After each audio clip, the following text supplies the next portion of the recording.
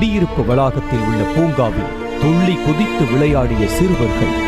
புதைவட கம்பியிலிருந்து சறுக்கு மரத்திற்கு மின்சாரம் பாய்ந்து 2 இளம் பிஞ்சுகளின் உயிரை நொடியில் குடிக்க பிள்ளைகளை இழந்த பெற்றோர்கள் கத்தி கதறி கண்ணீர் வடித்தனர்.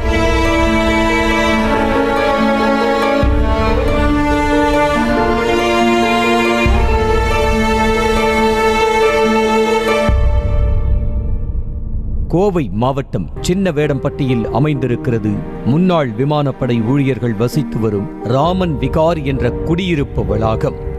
அங்கு விமானப்படை ஊழியர்கள் மற்றும் ஓய்வு பெற்ற ஊழியர்கள் என சுமார் 400 குடும்பங்கள் வசித்து வருகின்றன. அதே வளாகத்தில் சிலர் வாடகைக்கும் வசித்து வருகின்றனர். இந்நிலையில் அங்கு வாடகைக்கு வசித்து வரும் இந்தியன் ஓவர்சீஸ் வங்கியின் கோவை காந்திபுரம் கிளை மேலாளரான பிரசாந்த் ரெட்டி என்பவரின் 6 வயது மகன் ஜெயான் ரெட்டி மற்றும் அதே வளாகத்தில் வசித்து வரும் பாலசுந்தர் என்பவரின் 8 வயது மகள் வியோமா பிரியா உள்ளிட்ட சில குழந்தைகள் மாலை நேரத்தில் பூங்காவில் விளையாடிக் கொண்டிருந்தனர். 10-15 குழந்தைங்க விளையாண்டுக்கிட்டு இருக்காங்க. ஸோ இந்த பார்க் வந்து இவங்க புதுசாக போட்ட பார்க்குங்க. அது அந்த ஸ்லைடு எல்லாமே புதுசாக போட்டிருக்காங்க. அது அடியில் ஏதாவது இபி லைன் போகுதா இல்லை பக்கத்தில் ஏதோ லைன் போகுதுங்க. ஏன்னா சென்டரில் ஒரு லைட் இருக்குங்க, பார்க்கான லைட்டு. ஸோ அந்த லைனில் வந்து ஏதோ மின்கசிவு இது மாதிரி ஏதாவது ஷார்ட் சர்க்கியூட் ஆச்சு என்னன்னு தெரியலிங்க. கோவை முழுவதும் பரவலாக மழை பெய்திருந்த நிலையில் பூங்காவில் உள்ள இரும்பினால் ஆன சறுக்கு மரத்தில் சிறுவர் சிறுமிகள் ஏறிய போது சிறுவன் ஜெயராமன் ரெட்டியும் சிறுமி வியோமா பிரியாவும் திடீரென தூக்கி வீசப்பட்டு மயங்கியபடி கிடந்தனர். இதை கண்ட மற்ற சிறுவர்கள் நல்வாய்ப்பாக அவர்களை தொட்டு தூக்காமல் ஓடி வந்து தங்கள் பெற்றோர்களிடம் நடந்த விவரத்தை கூறினர்.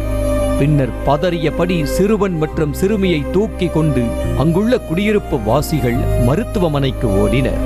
அவர்களை பரிசோதித்த மருத்துவர்கள் இருவரும் ஏற்கனவே இறந்து விட்டதாக கூறினர். ஒரு பையன் மேலே போயிருக்காங்க, அந்த பையனுக்கு ஃபஸ்ட்டு பிடிச்சிருக்கு.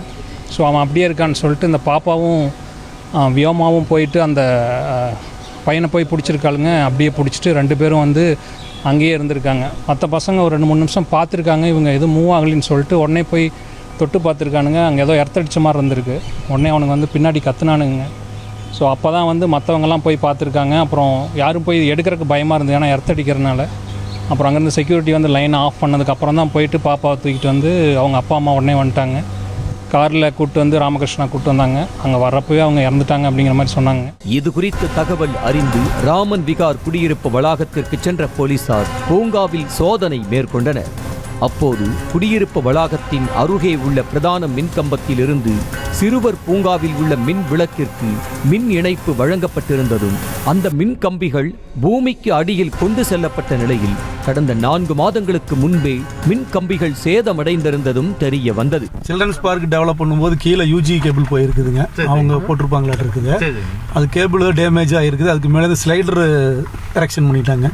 ஸோ அந்த ஸ்ட்ரீட் லைட்டை ஆன் பண்ணும்போது அந்த ஸ்லைடருக்கு எலக்ட்ரிபியூஷன் ஆயிருச்சுங்க. சேதமடைந்த மின் கம்பிகளை மாற்றுமாறு 4 மாதங்களாக அங்குள்ள குடியிருப்பு வாசிகள் வலியுறுத்தியும் குடியிருப்பு நலச்சங்க நிர்வாகிகள் அதனை பார்த்து கொள்ளலாம் என அலட்சியமாக விட்டுவிட்டதாகவும் தெரிகிறது.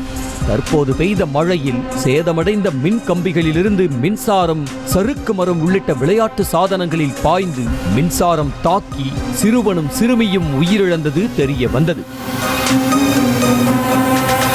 குடியிருப்பு நலச்சங்க நிர்வாகிகளின் அஜாக்கிரதை காரணமாகவே இந்த 2 மரணங்களும் நிகழ்ந்துள்ளது என தெரிந்தும் குடியிருப்பு வாசிகள் வாயை திறக்காததால் தற்செயல் மரணம் என்ற பிரிவில்தான் சரவணம்பட்டி போலீசார் வழக்கு பதிவு செய்துள்ளனர். அதுதான் ஏன் என்று தெரியவில்லை. இதனிடையே மின்சார வாரிய அதிகாரிகளும் நேரில் வந்து சிறுவர் பூங்காவில் உள்ள மின் கம்பங்கள் மற்றும் அதன் அருகே உள்ள மின் கம்பங்களை சோதனை செய்தனர்.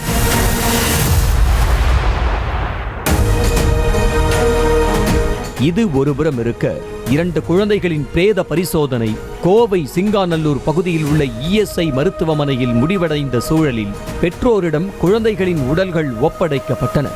சிறுவனின் உடல் அவரது சொந்த ஊரான ஆந்திர மாநிலம் நெல்லூருக்கு கொண்டு செல்லப்பட்டது.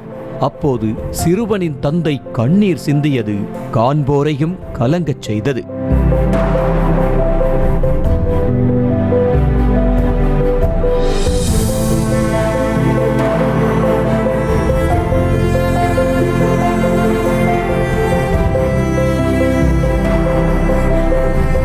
இதேபோல் சிறுமியின் உடல் ராமன் விகார் குடியிருப்பு வளாகத்திற்கு கொண்டு செல்லப்பட்டு அங்கு இறுதிச் சடங்குகள் செய்த பின்னர் சரவணம்பட்டி பகுதியில் உள்ள மின் மயானத்தில் தகனம் செய்யப்பட்டது.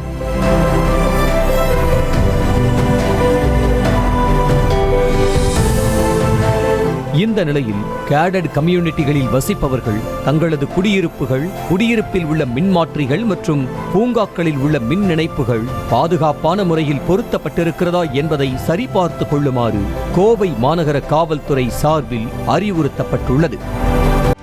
செய்திகளை உடனுக்குடனும் துல்லியமாகவும் தெரிந்து கொள்ள சப்ஸ்கிரைப் பண்ணுங்க.